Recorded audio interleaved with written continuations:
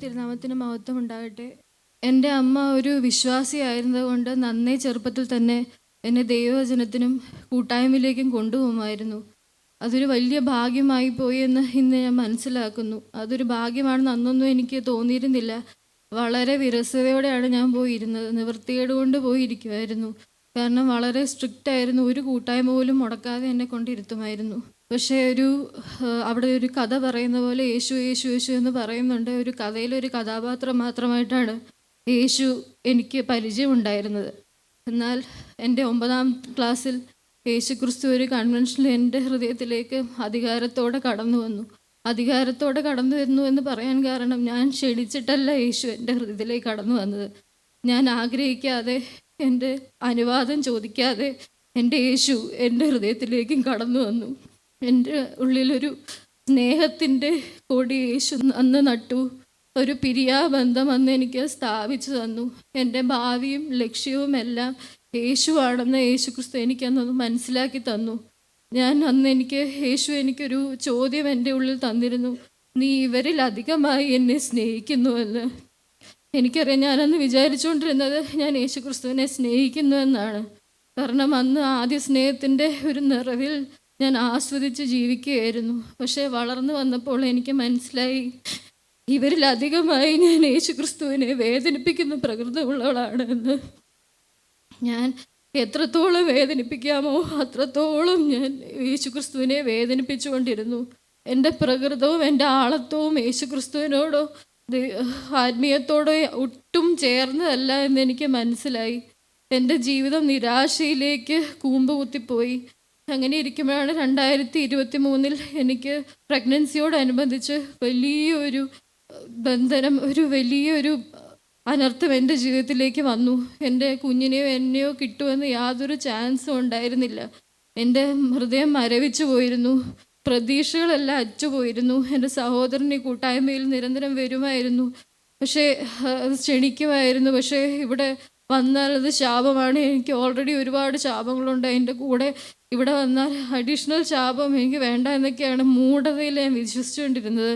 എന്നാൽ അന്ന് ഒരു ദിവസം എനിക്ക് ദേവദാസനോടും എൻ്റെ സഹോദരനോടൊക്കെ ഒരുപാട് നേരം സംസാരിക്കാനുള്ളൊരു ഭാഗ്യം യേശു തന്നു. എനിക്ക് അന്ന് ചെറിയൊരു പ്രതീക്ഷ, ഒരു ചെറിയൊരു ദീപം യേശു എൻ്റെ ഹൃദയത്തിലും കത്തിച്ചു തന്നു. പ്രതീക്ഷയ്ക്ക് വകയുണ്ട് എന്നൊരു ചെറിയൊരു ആശ്വാസവാക്ക് എൻ്റെ ഹൃദയത്തിലും തന്നു.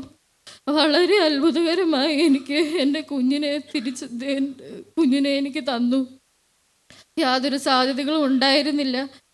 അവിടെ എന്നെ ചികിത്സിച്ച ഡോക്ടർ തന്നെ ഒരു ഹിന്ദു ആണ്. എന്നാലും എന്നോട് പറഞ്ഞത്, പ്രാർത്ഥിക്ക്, ദൈവം അത്ഭുതം പ്രവർത്തിക്കട്ടെ എന്നാണ്. എനിക്ക് ഒരു ആഗ്രഹം ഉണ്ടായിരുന്നു, മൂക്കിൽ കൂടെയും വായിക്കൂടെയും ഒന്നും ട്യൂബ് ഇട്ട് എനിക്ക് എൻ്റെ കുഞ്ഞിനെ കാണാൻ ഇടവരരുതേന്ന് ഞാൻ ദൈവത്തോട് പ്രാർത്ഥിച്ചിരുന്നു. യേശുക്രിസ്തു എൻ്റെ പ്രാർത്ഥന കേട്ടു. എൻ്റെ പ്രാർത്ഥന കേട്ടു എന്ന് എനിക്ക് പറയാനില്ല. നിങ്ങൾ ഓരോരുത്തരും എനിക്ക് വേണ്ടി പ്രാർത്ഥിച്ചു. അത്ഭുതം, എൻ്റെ കുഞ്ഞിനെ കാണുമ്പോൾ എനിക്ക് യേശുവിൻ്റെ ഒരു അത്ഭുതം എൻ്റെ കയ്യിലിരിക്കുന്നത് പോലെയാണ് എനിക്ക് തോന്നാറുള്ളത്.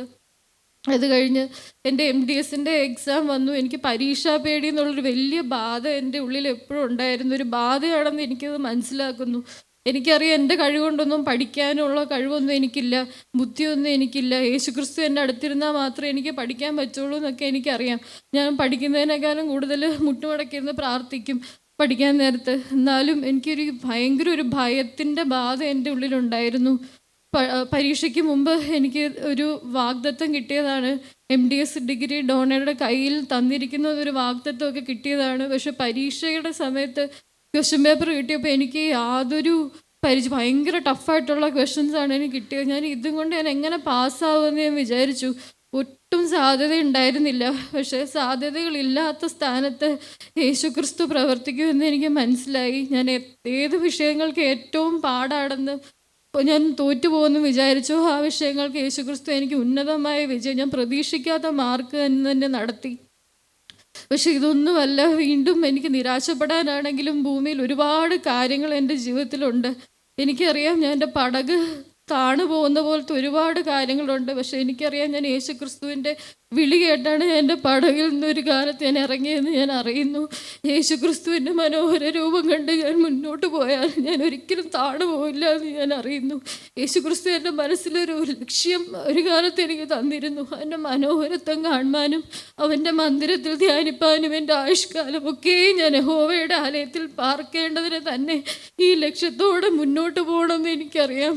എൻ്റെ കർത്താവേ, എൻ്റെ ജീവിതം ഒരിക്കലും യേശുക്രിസ്തു അവൻ്റെ മുഖം എന്നോട് മറച്ചിട്ടില്ല. ഞാൻ എത്ര ദൂരെ പോയാലും യേശുക്രിസ്തു ആ സ്നേഹച്ചരടിൽ എന്നെ പിന്നോട്ട് വലിക്കും, യേശുക്രിസ്തുവിൻ്റെ അടുത്തേക്ക് വലിക്കും. ഇതൊരു പിരിയാബന്ധമാണെന്ന് പറയാൻ കാരണം അതാണ്. എനിക്കൊരു ലക്ഷ്യമേ ഉള്ളൂ, യേശുക്രിസ്തുവിൻ്റെ അടുത്ത് അവൻ്റെ പൊന്നുമുഖം കാണണം. ഞാൻ യേശുക്രിസ്തു രണ്ടാമത് വരുമ്പോൾ അവൻ്റെ പൊന്നുപാദത്തിന് എനിക്ക് മുത്തണം. എന്നെ ഇത്രയും അളവ് കൂടാതെ സ്നേഹിച്ച് എൻ്റെ പൊന്നുനാഥൻ്റെ കരത്തിൽ എനിക്ക് പിടിക്കണം. ആ പാപിനിയായ സ്ത്രീ അവൻ്റെ പാദത്തിൽ കണ്ണുനീര് കൊണ്ട് കഴുകിയ പോലെ എനിക്ക് നന്ദിയോടെ എനിക്ക് എൻ്റെ യേശുവിൻ്റെ പാദം കഴുകണം. അതാണ് എൻ്റെ ജീവിതത്തിലെ ലക്ഷ്യം. അതിനുവേണ്ടി നിങ്ങൾക്കെല്ലാവരും എനിക്കായി പ്രാർത്ഥിക്കണമെന്ന് ഞാൻ അപേക്ഷിക്കുന്നു. ദൈവനാമത്തിന് മാത്രം മഹത്വം ഉണ്ടാകട്ടെ.